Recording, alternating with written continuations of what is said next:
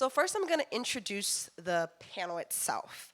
So I found that a lot of narratives around mental health tend to be around mental dysfunction and also toxic environments. So generally cautionary tales. We see a lot of that in the media. We saw that when we had Simone Biles withdraw from an event in the response to that, where Naomi Osaka talked about experiencing depression, and also other athletes in the past and also in our present climate. But I noticed that there wasn't a lot of conversation about mental health from a positive light.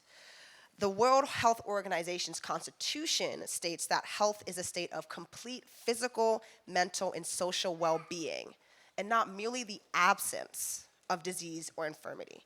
And that really resonates with me in how I view kind of mental health and our abilities to engage with our lives and engage with them in a positive way. So today we are here to discuss mental health and mindset, not only as something that can be afflicted, but also something that can be appreciated or that can grow with us as we grow, just like physical health can.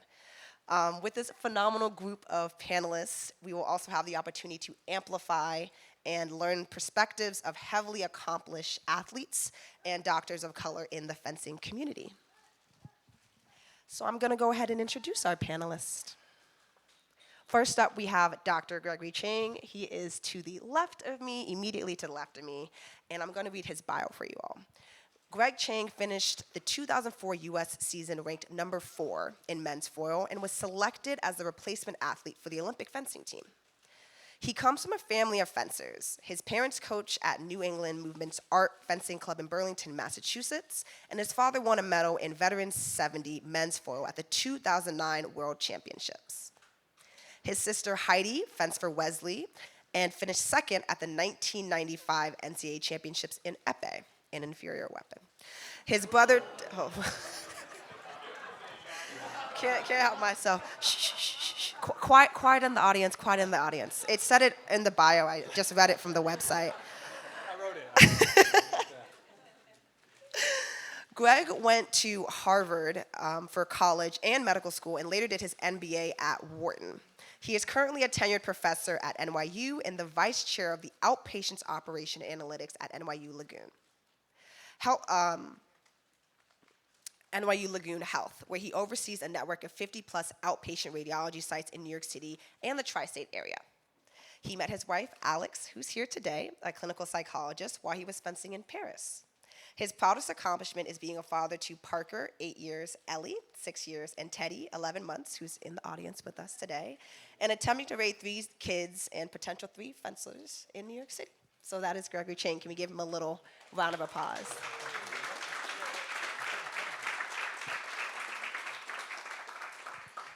Next up, we have Daryl Homer. He's sitting next to Greg. Daryl was born in the U.S. Virgin Islands and is raised in the Bronx, New York. He was the first American male to earn a silver medal in the Olympics in men's saber fencing, a silver individual medal. As a 3-time Olympian and multiple-time international medalist, Daryl Homer aspires for greatness. We love the word aspire. Homer is a member of a burgeoning pantheon of athletes using their platforms to influence change in their respective sports and wider culture. He has partnered with global organizations or on creative projects and initiatives to bring sports diplomacy, equity, and access to the forefront of global conversation. His partnerships have included Toyota, Open Society Initiative for West Africa, the United Nations 14+ Foundation, and the Right to Play. Daryl was also named as the athlete role model for the 2018 Youth Olympic Games in Buenos Aires. Homer has been widely recognized in his media for his accolades, including in Vogue, ESPN's The Undefeated, Deadspin, The New Yorker, The New York Times, Nike's Future Movement campaign, and more. His current brand partners are Toyota, Polo, Ralph Lauren, and Lululemon. We love Lululemon here. Homer also holds a Bachelor of Science in Advertising Communication from St. John's University, and he resides in Harlem, New York. Give a round of applause for Daryl.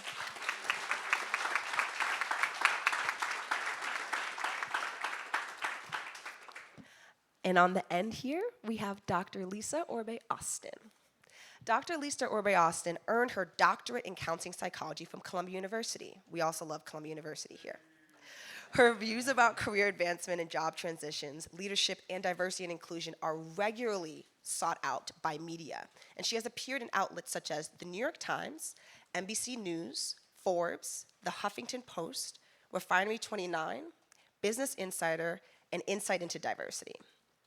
She has been honored as a top voice on LinkedIn in the area of job search and career. Dr. Orbé-Austin has been invited as a speaker at various national conferences. She recently gave a TED Talk called The Imposter Syndrome Paradox. Dr. Orbé-Austin regularly consults with organizations in the private sector, nonprofits, and educational institutions in supporting their employees and senior leadership teams to address gender bias, diversity, equity and inclusion concerns, leadership development, effective communication, team cohesion, and conflict management. So she's gonna help you be your best self in all levels. Her book, Own Your Greatness, Overcome Imposter Syndrome, Beat Self-Doubt, and Succeed in Life, is co-authored with her partner, Dr. Richard Orbé-Austin, and was released in April 2020. The book is also a finalist for the 2024's Indies Book Award. Dr. Orbé-Austin.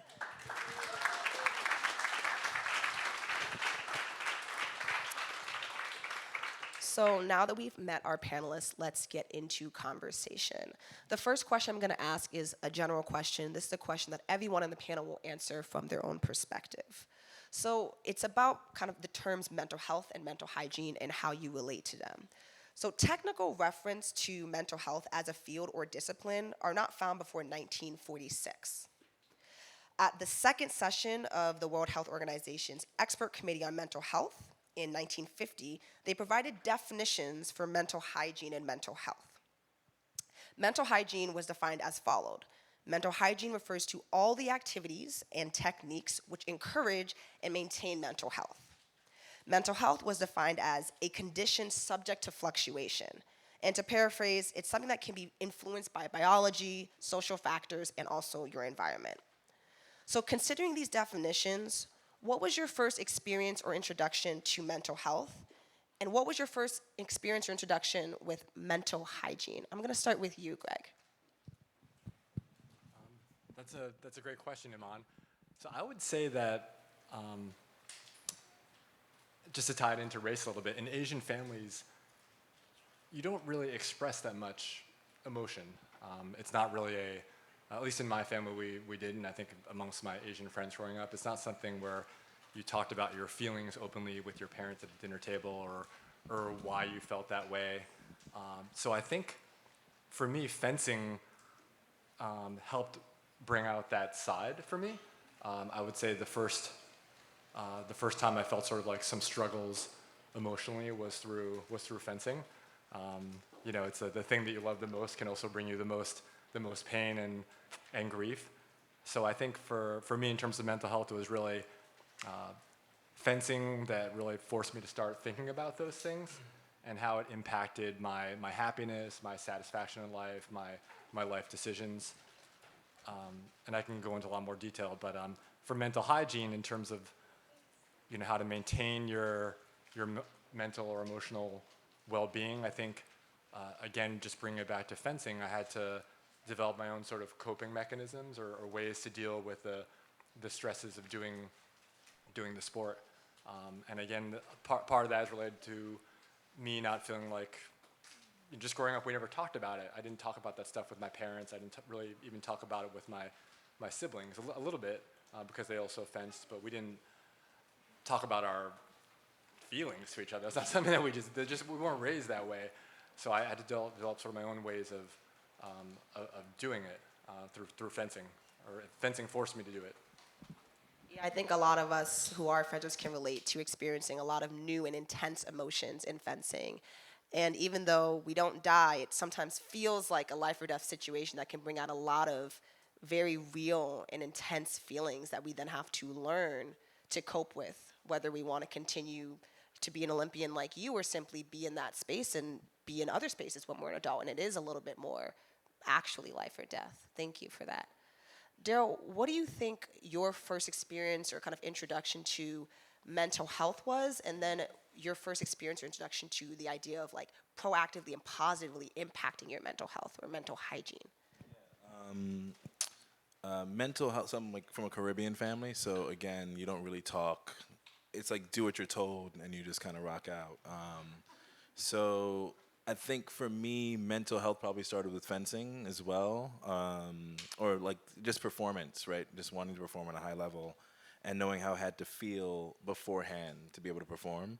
I think in terms of like the fluctuation in mental hygiene, probably not until I was older. I was very, very successful from 16 until 26. Like I didn't really. I kind of was the person who always looked at other people struggling with things and being like why are you even struggling with that? So I think as I got older and just understanding pressures to perform better, that's when I started kind of paying more attention to mental hygiene and building proactive kind of frameworks that allow me to bring myself back where I need to be. One of them is actually speaking to Lisa, of course. So yeah, I'd say that's for me, fencing as well. Yeah, and I love how you kind of both mentioned like coming from cultures or environments where you don't really talk about mental health or emotions. And I think to that point, if you only associate mental health with dysfunction or possibly having an issue that is unfixable with you, like you're flawed, then you will never get to that point of being able to positively impact your health. And then if you ever experience mental dysfunction, you might think something's wrong with me versus, oh, this is something I can actually work on and improve and feel better about. So, Dr. Lisa, as a doctor of counseling psychology, what was your first introduction to mental health and mental hygiene?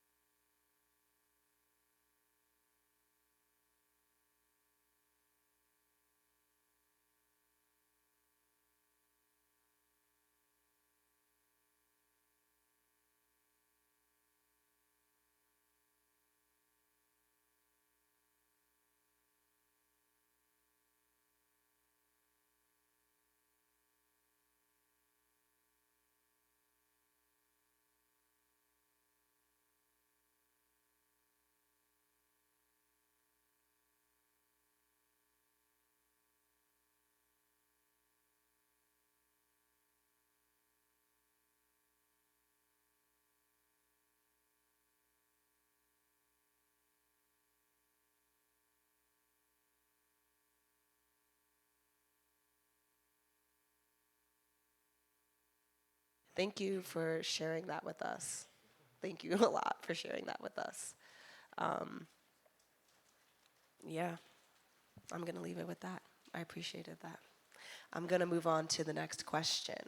So now we're going to get into panelist-specific questions. So these questions are for panelists themselves. It's specific to kind of their background and their knowledge base. And each panelist will receive one of these questions, so we'll get to hear from them. So I think first we're starting with Daryl. So it's called The Road After the Destination. I like putting titles onto things.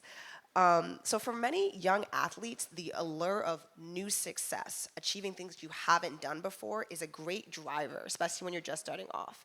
As many of you know, the road ahead of you is boundless, especially when you're younger. But being so accomplished, right, greater success can also easily start to become a source of anxiety and pressure. As soon as you start doing good things, now it's like, okay, I have a standard of stuff that I do, and if I perform below the standard, what does that mean? So my question for you is, as someone who has accomplished very much, how is reconciling moments where you feel like accomplishing something new or greater or performing well is an expectation versus a new accomplishment or something that you would be proud of or happy with or excited to do? I mean, I'm currently navigating that. So, yeah, I think definitely when you're young, everything is new, and many times you chase success for reasons that may not even be healthy. Like many times, like unhealthy things actually lead to being really successful, which is unfortunate in a way. But I think the journey, the place I'm in now is just really being successful for myself, and figuring out what that means for me as opposed to external things, right? Because the things you do in the past are amazing, but trying to recreate the past never really works.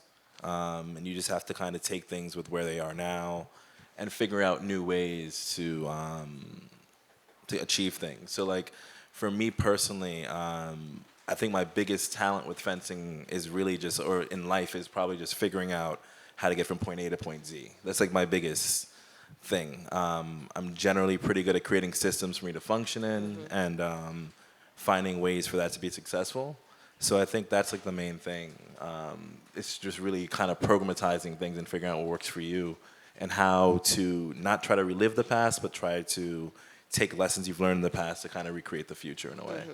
Yeah. Yeah, I also really like what you said about the things that allow us to be successful in one way may be damaging us and hurting us in other ways. Because success at a tournament, but you feel terribly, you are depressed, you feel bad, you feel like you performed horribly because you missed one action or something like that, is not just success. It's success at this tournament, but it's also negative mental habits and how you feel about yourself is now worse. And I know for myself, I used to win a lot, and my whole motto was beating people.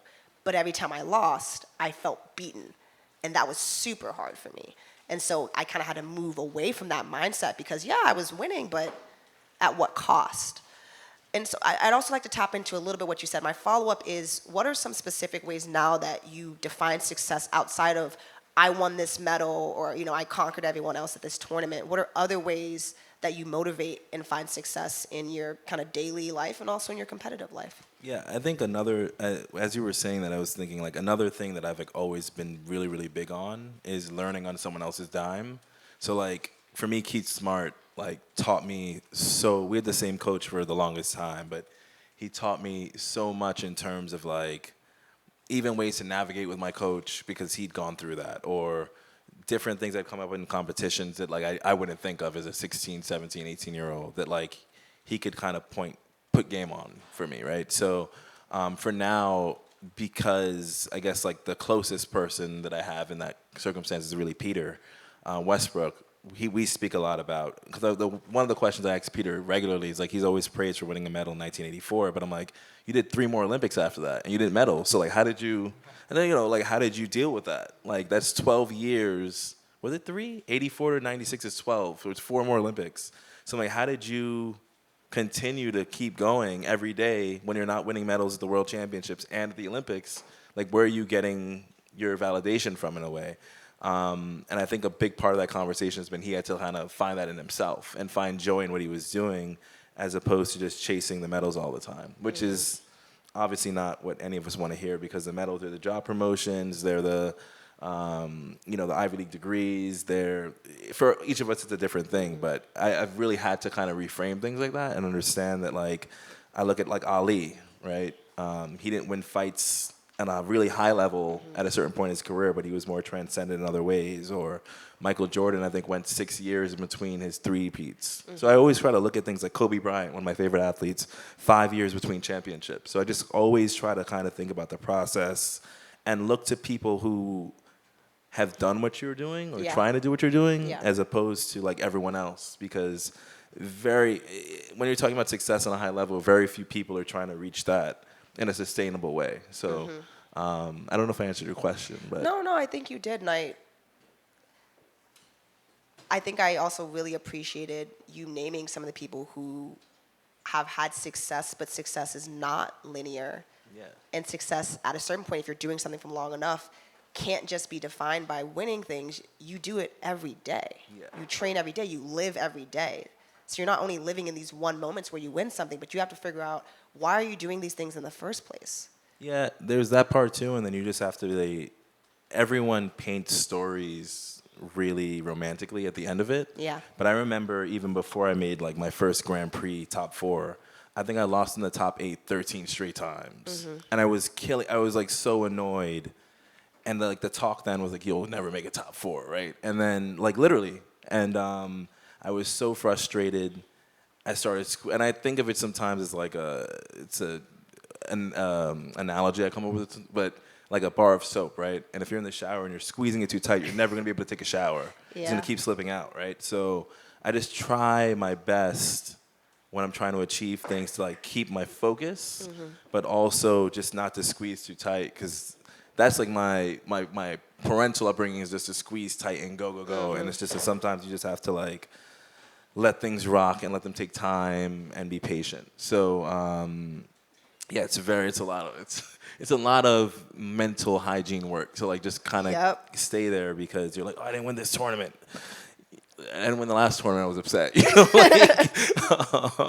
And there was divine intervention. Real talk. Like I was driving home from Brooklyn, and I ran into Peter randomly on the street. We live 4 blocks from each other. So randomly, and I was like, I'm really upset. And he's like, it's okay. And I pull over on the side of the street, and we're talking. He's like outside getting his glasses fixed. And I'm just like, I'm really, really upset. And he's just like, yo, it's okay. Like, take time, relax, go to the club. But yeah, it's a lot of work just to kind of keep going through that process over and over. Thank you. And I think something you said about having years of success and dead periods and then being able to recover from those kind of transitions to our next question with Greg. The title is Third Time May Be the Charm, but how do you continue after attempts 1 and 2? So between 1996 and 2004, you made 3 attempts to make the Olympic team, a process that is as grueling as it is long, because in fencing, the Olympic process is a whole year and like 12 to 14 tournaments. And it wasn't until your 3rd attempt that you succeeded at that. So what was it like to fall short twice, and how did it affect you mentally? And also, how did you recover from those falls or from those, falling short of that goal, and then continue to move forward? Yeah, thanks for giving me the chance to speak about my experiences. So, I mean, I was the person that Daryl would look at and be like, how come they can't, So, he was talking about all his, how easy things were him, for that Like, why can't he just get it But together and make a team? I was the guy that was, probably perennially like ranked 6 through 12 or worse. Aki's sitting here in the audience. We're basically the same era. I'm actually a couple years older than Aki, but I mean, I was never on a cadet or junior team with Aki or Keith growing up. It was my brother, actually, my younger brother, who was on teams with these guys, and so I was just always the guy who was sort of on the doorstep. But it didn't mean that I didn't dream about it or think that I could do it. I mean, I think when my introduction to fencing was through my dad, who had equipment in the basement, and then I actually NBC in 1988, they broadcast a little bit of the Olympics, and I remember seeing Charioni fans, and I was like, oh my God, this is amazing. And there were a couple women from the '88 women's foil team, who were training in Boston, and I got to meet them very early on when I started fencing, and I was just so, for whatever reason, that it just hooked me, and I knew that this is something that I have to do, that I have to be good at, and I don't know why. Do any of us know why we love fencing so much? we just love it because it just connects with us somehow. And so for me, I think what kept me going through all those years of just not making the cadet team, not making the junior team, not making World University Games or any senior team, it was just I had just had this love of fencing so much, and I just couldn't stop. But then sometimes, like I was saying before, like the thing that you love the most can also bring you so much pain, because when you dream about something so big, you're like, oh, I didn't so do it again. vulnerable. I didn't do it again. Or like I was also pretty inconsistent. Sometimes, I do really well, but then, go out in the pools, or it would be so crazy. But I think for me, and this goes into the initial question, like thinking about mental health and mental hygiene, I just said to myself, hey, listen, Greg, you're not going to quit fencing. So for me, I knew quitting was not an option. Not trying was not an option. So I said, if you're not going to quit, then you just have to accept that this is going to be an insane process, and you have to accept that, you'll probably fail. Like your dreams may not come true. But once you sort of get to that point where you're like, you know what, I can accept whatever happens, It's free. then you can really be free. And I'm not saying that that happened, immediately. It's sort of like a gradual process where, you kind of feel like you've lost bouts in every conceivable way possible. There's really nothing. You hit the there's bottom. Like, so yeah, there's no other way I could. I've already lost in every way I felt like possible. Like I've lost when I've been up 14-7. I've gone 0-4 in the pool, 0-5 in the pools, whatever. Like I've lost for first place, I was like, there's no other way I can lose at this point. So it's like, and I know I love this sport, I know I love the people, so I'm just gonna keep going until, it's not feasibly for me anymore with the rest of my life. So it's kind of like those two things, like just really knowing that I loved the sport and I had this dream, and to coming to that state of acceptance of, okay, this is not gonna be easy, I can accept that it's a crazy process with ups and downs, and I can accept myself for whatever happens. Like I learned to have pride in just putting myself out there, putting Yes. myself on the line. Yes. Like because the easy thing to do would have just been to quit and be like, oh, I'm going to medical school, and I'm in medical school. Yeah, I'm in medical school now. Like I made my Asian parents proud. I'm a doctor now. Yeah, but no, it's like I remember one of my rotations in medical school, when you're on the wards in the hospital third year, and I was like, oh shoot, there's like a World Cup during this thing, and I gotta so I approached the guy, the head of the rotation, and I said, I gotta go to Portugal in like a month, and then he was like, if you go, I'll fail you. And I said, well, it was like some huge dilemma, and I basically was speaking to all these people, and I worked out some deal with him where I took all these I made up all the days I would miss, I made up the call nights I would miss, all these things doing in advance, and then he let me go to the tournament, he didn't fail me. But it was just like all these sacrifices wouldn't be worth it if you didn't, at the end of the day, love what you're doing and say to yourself, hey, I'm just willing to, accept whatever happens, and accept that this is going to be a crazy journey. Can I ask how you did at the tournament that you took all those classes for? Oh, I did okay in the pools. I remember I fenced this French dude who was a jerk, and I was up 11-3, and then it was 14-14, and then I beat him, but then that only gets you to like the bout to get into the second day. Yeah. Did you make that second day? No, I didn't. You I did didn't. not make the second day. I fenced. I remember I fenced Barrera from Italy, who's like, I think he's like a Hong Kong assistant foil coach now, with Greg Koenig, and yeah, it wasn't that close.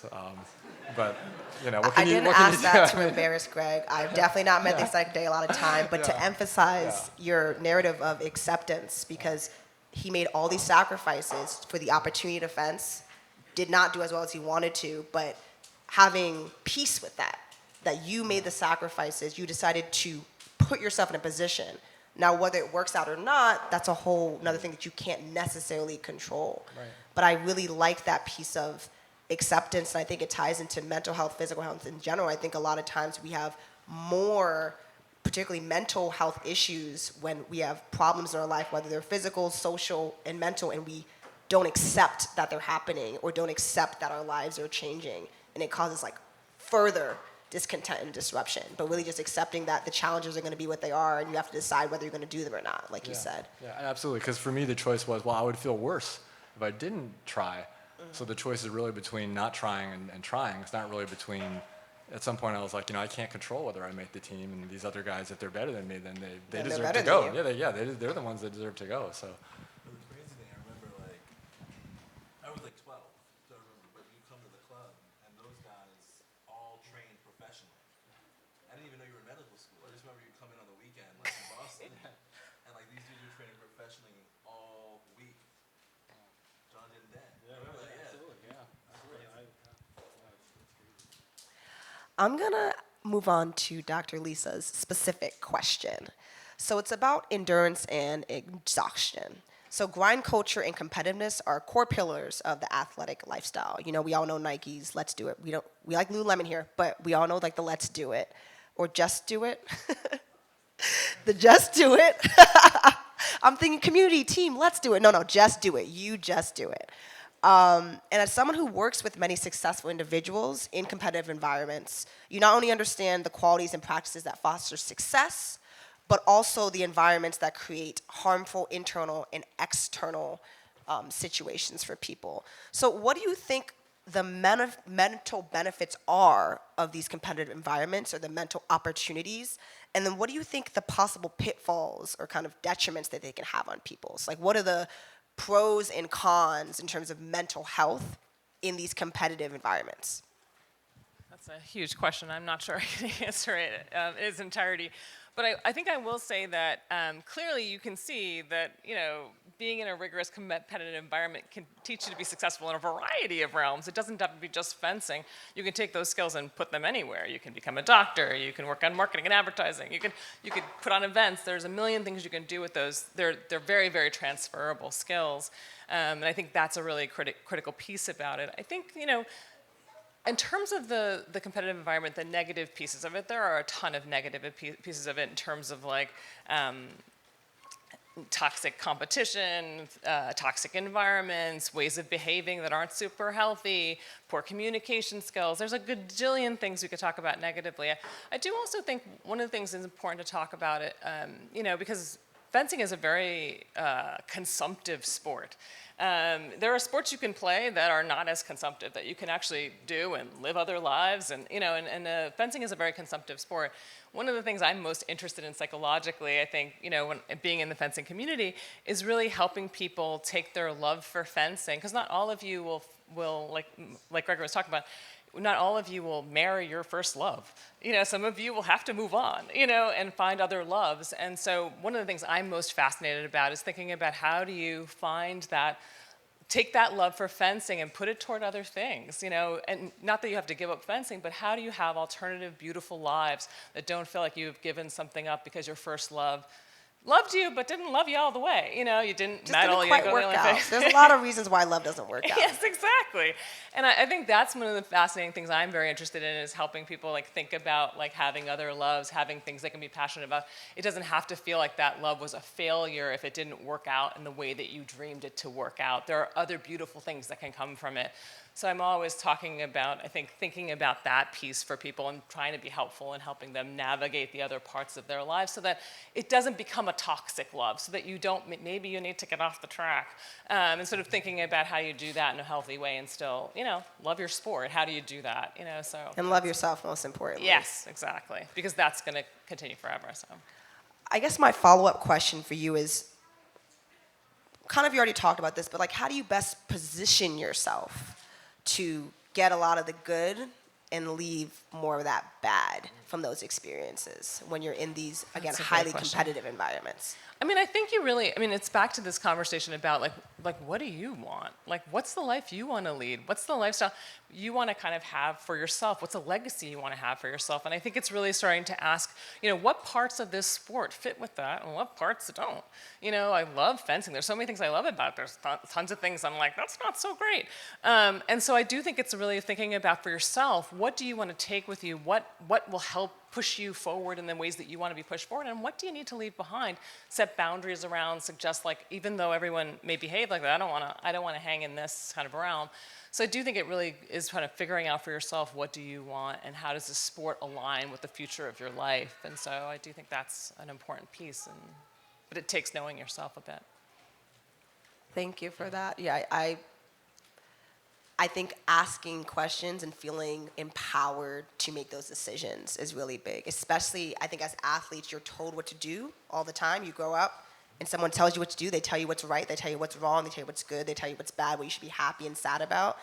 And I think that can take away the feeling of like, this is my life. I can decide what's good. I can decide what's bad. I can say I'm okay with this treatment. I can say I'm not okay with this treatment versus just figuring out how to deal with it, which I feel like is what a lot of athletics is about, particularly for young kids, and we take that into being older. But like you said, what do you want out of this experience?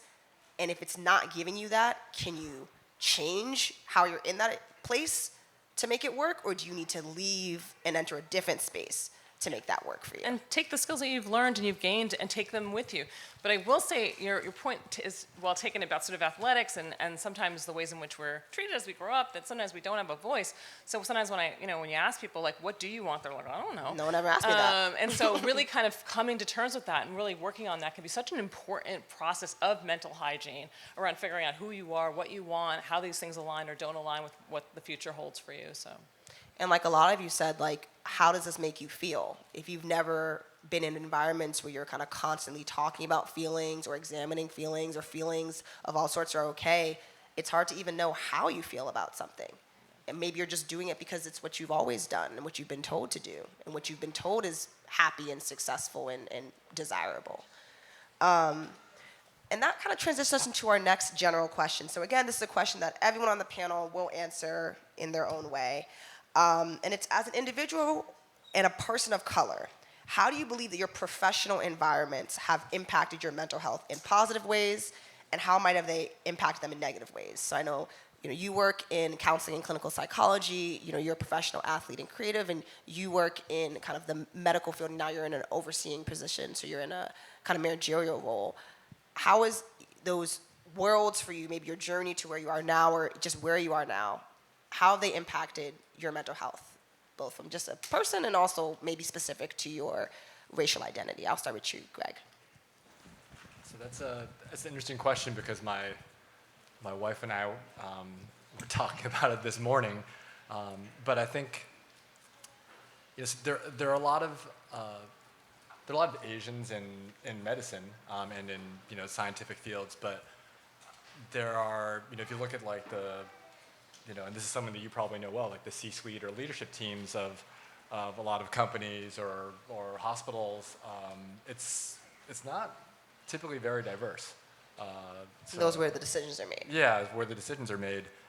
And, right now in my career, I'm thinking a lot about, well, if I sort of aspire to be in that sort of position someday, why is it that I don't really see anyone there that sort of like looks like me sitting up in the C-suite or the 15th floor and so, it makes me think about, okay, how am I, as I sort of grow as a leader at work, how should I be acting?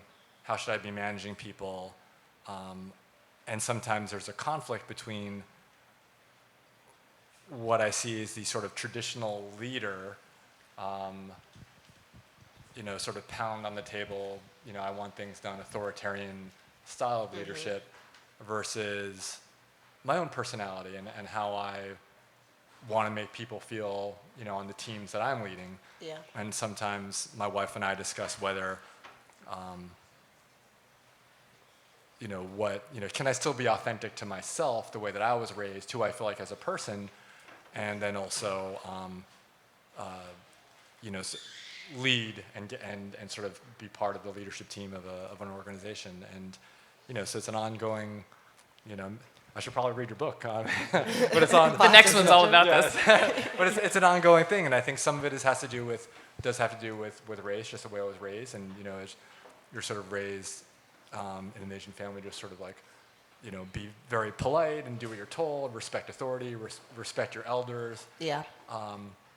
But I think in the corporate world, comes a point where sort of your skill set and earning things based on merit works and doing what you're told works, but then after a certain point you have to like be more vocal and assertive, and I think that's something that you have to figure out where you want to draw that line. You have to be authentic to your own personality, but when I see some leaders in different organizations with just the stereotypical like crack the whip, pound your fist on the table style leadership, I just don't see myself. It doesn't feel authentic to the way I want to do things, and so I think this is a good topic because I've been thinking about this a lot recently. It's sort of a long-winded answer, but maybe I'll stop there. No, I think it's important. Like, just because the people who are already there, who represent a specific kind of person, believe that things should be done a certain way, in order to get there, do you have to ascribe to that? In addition, you come from a different background. How does that background influence how you want to treat people? And it's a complicated dilemma to go through. Yeah. I mean, I think for me, it comes down to a lot. It's like, we come from fencing, which is such a results-oriented black or white thing. And what I'm struggling with now as I sort of begin to lead bigger and bigger teams at work is, how can I still be really results-oriented, but make people feel good about themselves and engaged, and there are times when you do have to crack the whip, I think, but can you still be results-oriented, but And find a balance. And find a balance, yeah, and just have them find meaning in what they're doing also, and I think that's what I struggle with sometimes. And I'll also just say, and be authentic to yourself. I mean, I think that what you're facing, and we talk about this all the time, is cultural hegemony in like executive leadership. It's like it's supposed to be done a particular way. It's supposed to be white, male, 6'3", like blue-eyed, and that if you don't fit that model, then something's wrong with you. And nothing is wrong with us. Nothing is wrong with us. We just have a different way of leading, a different way of being ourselves. But we're told that we don't have executive presence, or we don't have. But it's code for you don't look like you're supposed to at that position, and you're not. And in addition, it's like you also aren't them, so they want you to do what they do, but in a way that they appreciate it coming from you. So you also can't replicate certain behaviors because it's not going to be perceived the same way from you. Because you can be punished for it. But I guess, so to you, like how in your experience kind of as an academic, as someone working in a corporate world, as someone working with patients, how do you feel like your personal identity, either just personal in other aspects or racial identity, how have you felt like it's benefited your mental health, which I think you kind of touched on earlier, and maybe ways in which it has negatively impacted you? Well, I mean, I think like there's so few of us that are, people of color, psychologists in general. There's the number for Black people is like 5%, so it's very, very tiny. So it's hard. It's just hard because there's not a lot of us in the world. But I think I went to Columbia because I wanted to study race, and that's what they did there at Columbia. So I made choices that put me in finding your spaces, environments where I felt like I had community. But I will also say there's a reason why I have a practice and I don't work for anyone anymore. And actually yesterday we celebrated our 15th anniversary of our business. Congratulations. So there's a reason I left, because I didn't feel seen, and I felt like I had to be other people, or I had to contort into people I didn't like, I didn't respect, but I had to do it to kind of get to the next place. And so the dysfunction of work cultures is a passion of mine, because I have a bit of a belief that oftentimes we replicate dysfunctional family dynamics in work environments, and that needs to change. You treat people how you were treated. Yeah, because it's the models for how we deal talk with to people how you power, were talked hierarchy, to. dynamics. And so, like, I do think there needs to be a revolution in work environments to be able to be much more inclusive and to really allow people to be their human selves and to lead in the ways they need to lead, and to be healthier and to accept healthier behavior. So that's very much a passion of mine and something I believe strongly in. And I don't think environments are healthy. And I think we deal with a lot of toxicity on a regular basis in educational environments and work environments and all kinds of environments. And it becomes normal in a way it shouldn't be. Yeah, and I think something that when I took my first health class ever, which was part of the reason why I kind of wanted to study health, I realized no one ever taught me how to treat other people. And then I was like, wait a minute, but we're treating other people, we're interacting with people every day of our entire life, but no one ever formally teaches you that. And then you just have to rely on your family if they're able to teach you and if they even know how to treat other people in a positive, growth-oriented way in your environment.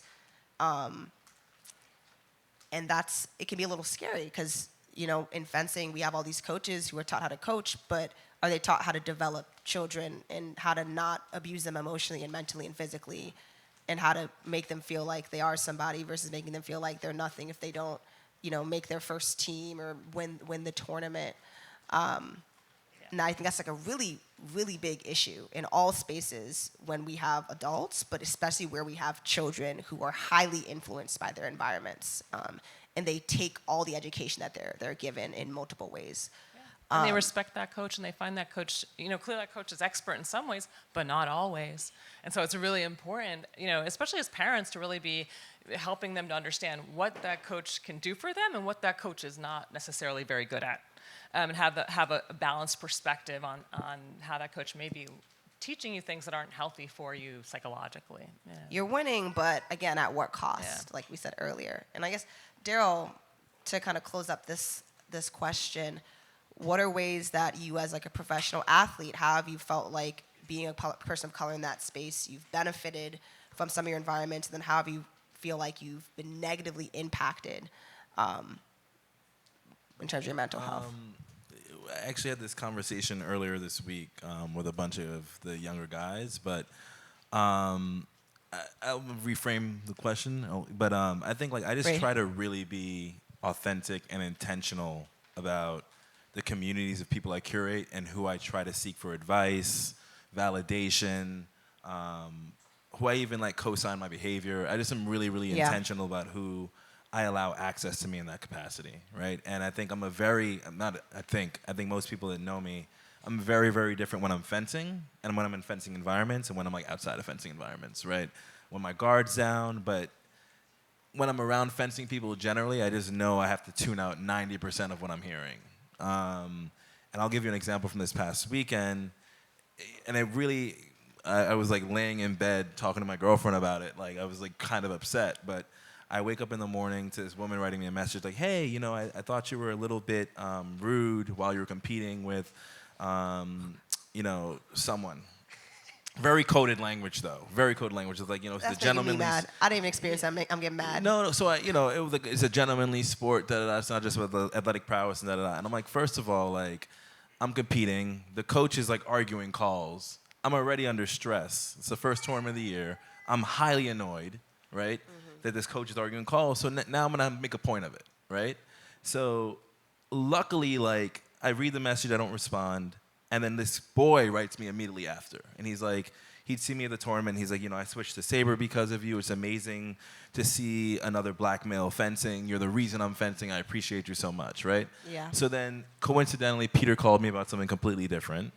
And I told him what happened.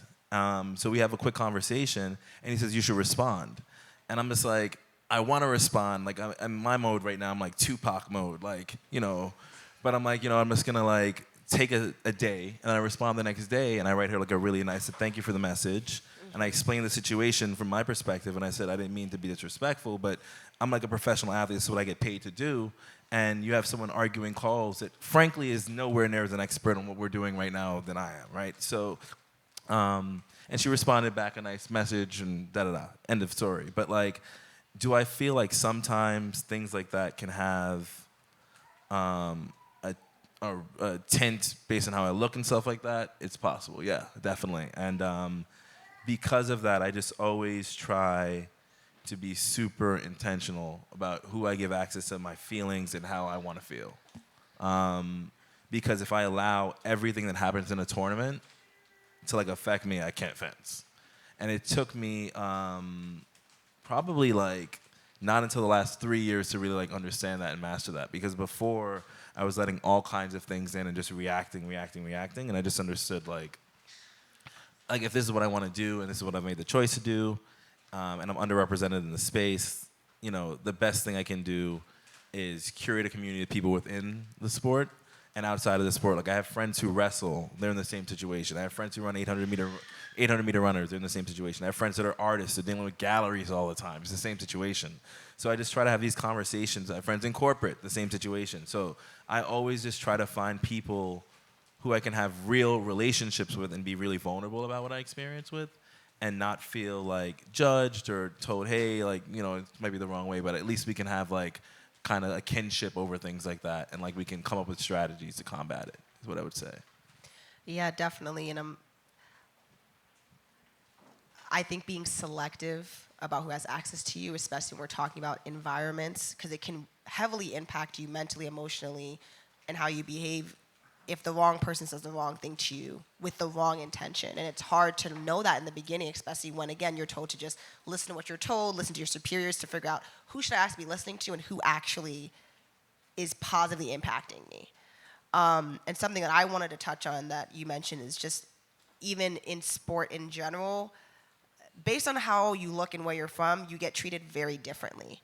And behaviors that might have been problematic for you to do might be nothing for someone else to do, and things that they do that get overlooked, you would get removed from the tournament for. And I think that reality of not only do you have to perform under pressure and you really want this and you're vulnerable and you're really trying to do something, but then you also have to be highly regulated on another level so that you're not penalized effectively for, again, where you're from or what you look like. I feel like that could negatively impact your mental health. Like seeing other people being able to exist in the space and be vulnerable and be emotional and try their hardest and sometimes act out, like my dad would say, and to know that if you step out of line in any degree, or if you do the same things, that you're gonna receive heavy repercussions.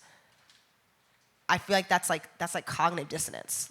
Yeah, I feel like I'm grateful for my mom, because my mom had this thing when I was younger. She'd always be like, you're not like your friends. I'd be like, my friend just did that. You're not like your friends. So I don't care what your friend kind of did. have that in my framework on how I operate already. But it definitely takes a lot of regulation. It takes a lot of self-regulation for me sometimes. Like my temperament is very much reactive to things. So for me to just like sit back and just process things and then respond like quietly, or just to let things go or not get offended by things, it takes a lot of me just like, okay, let me just sit here and not go there with people. So yeah. And don't even give them your energy to make you have to go there. Yeah, because it's what they want. All right, we're gonna have one-liner last question before Q&A. We're gonna have like a short Q&A. The one question is, what is one thing that you do right now to proactively impact your mental health? So like I guess starting with Greg, just one thing that you do that positively impacts your mental well-being. Or whoever has it first. Whoever's, what's one thing you do? You meditate? Amazing. Yeah, we don't have much time with 3 kids, but I try to get up to Central Park a few times a week, like really early in the morning to go for a run. So I'll do that like at, What time? The other day I was up there at 5. Yeah. Daryl? I take really long showers, and that's my way of, I can think the best in the shower, so that's my time. Your best environment. To process things. Awesome. Well, can we get a round of applause for these amazing panelists?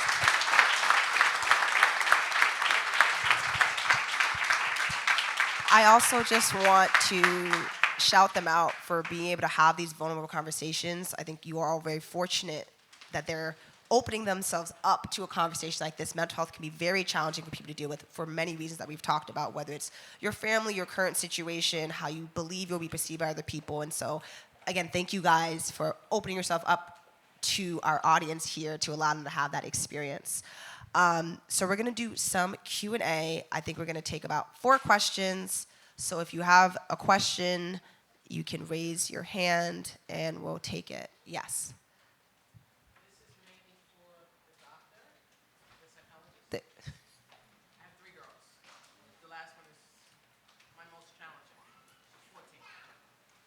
In her society, she has an influencer society. How do you deal with kids when your generations are just so far apart and they are guided more by what's influenced on TikTok? In my day, we had our friends in the street. She has everything everywhere in the world that she picks up a computer and it's there. So how do you deal with kids with that and always wanting to be an influencer or they feel they have to be the best at this and the best at that and they don't accept failure? That's a big question. I think I would say one of the things we talk about with children all the time is really, even though we may feel generationally so distant from them, our job is really to kind of get to know them and getting to know their worlds.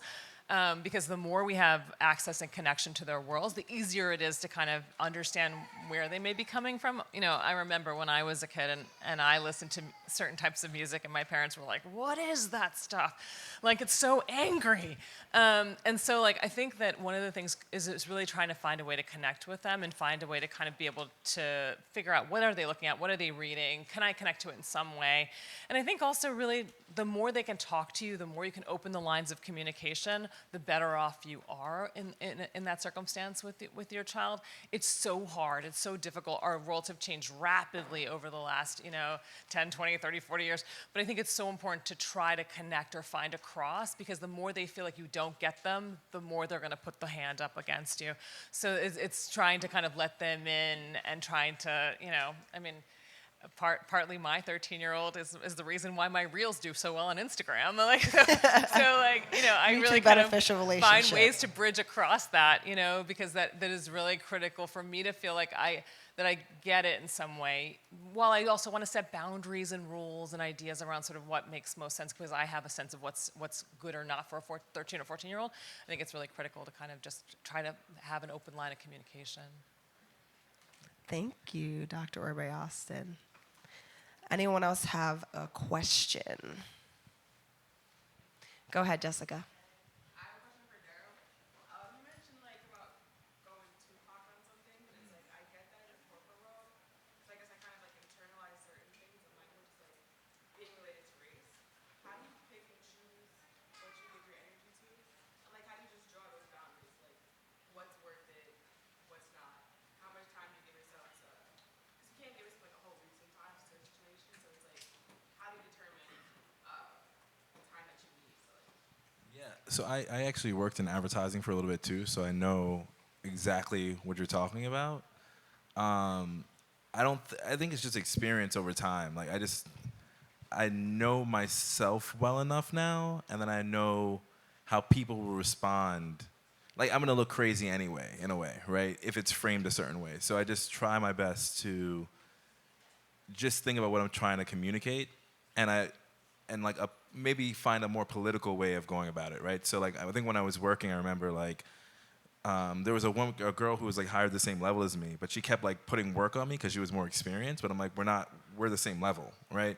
So then I found a way to go around and go to the boss who likes me a lot. I was like, hey, and I had to, but hey, I'm not sure if we're the same level. I'm just a little confused on what the job, what the org chart is. Somehow her can work you ends up kind my of desk. walk me through who I should be reporting into? And she's like, oh my God, no, of course not. There's no way that should be happening at all. And switched overnight. But had I reacted the way I wanted to react, it would have been like an HR conversation. It would have been a completely different conversation. So I just learned, I guess as I got older, just okay, sometimes it's better if someone else speaks for you than even you speaking for yourself. And I've just learned that a little bit more versus me always being the one on the hill, on the soapbox, screaming something. It's sometimes better if other people talk. And they're like, hey, I think that's unfair what's happening over there right now. And then you can say, well, I have a thought on it. I've been holding it. Here's how I feel. As opposed to us always being the people who are advocating for ourselves all the time. And I think that's really important. And I just want to add on to that. What a lot of the research says about microaggressions, and what I imagine you're talking about is microaggressions at work, is that community is incredibly important. So having somebody to talk to about and being like, you know what she said to me in that meeting, and having somewhere you can just tell the actual thing about what happened, and they can help you like strategize about what to do about it. But community matters critically around being able to decompress it, because what happens then is you develop anxiety, depression, all kinds of things that are actually real outcomes of microaggression. So it's so important to have community. Awesome. Do we have one more question possibly for Greg? Malcolm?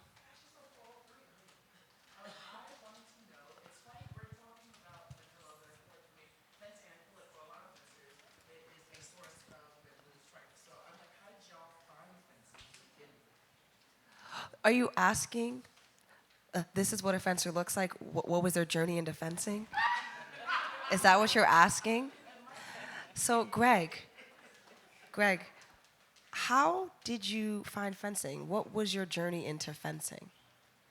So, yeah, I was talking about this, I touched on it earlier, but my dad went to Queens College in Flushing, and he had to take a PE class, and the choice was between ballroom dancing and fencing, and he chose fencing, and he liked it, and he never competed or anything, but he kept his equipment, and he did it like a little bit recreationally, and then when we were kids, we discovered it. This was up in Boston, and then he brought us to the Boston Fencing Club, and it was just sort of it all started from there, and just from the day I walked in the club, I knew this is where I have to be. I don't know why, but I just fell in love with it, like from day one. That might be one of the wildest stories. Ballroom dancing or fencing for PE? Yeah, that's what they did in the That 50s, surprised. 60s, early 60s. That was one of the more surprising. I've heard a lot of them. I've heard quite a few of them. That was a very surprising one. All right, well, can we get a round of applause for our panelists?